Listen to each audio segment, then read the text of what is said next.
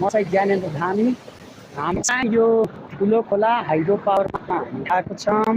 हाम्रो जुन यो खोला छ तपाईँलाई यो खोला देखाइरहेको छु। म ज्ञानेन्द्र धामी। म चाहिँ ज्ञानेन्द्र धामी।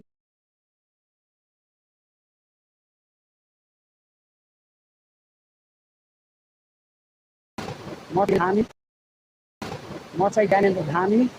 हामी चाहिँ यो ठुलो खोला हाइड्रो पावरमा प्रोजेक्टमा हामी आएको छौँ।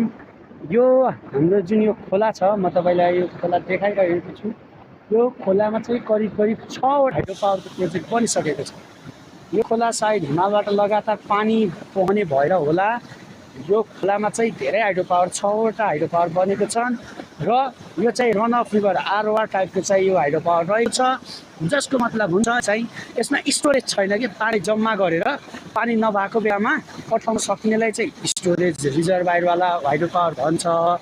तर यसमा चाहिँ रिजर्भायरवाला होइन, यो रन अफ रिभर हो। पानी आयो बिजुली निकाल्यो, पानी आएन सकियो। त्यसको लागि यो बिजुली हो। तपाईँहरूलाई पावर हाउस पनि मैले देखाउँदैछु। पावर हाउस खै पावर हाउस कताको भन्दाखेरि त्यो चाहिँ पावर हाउस हो।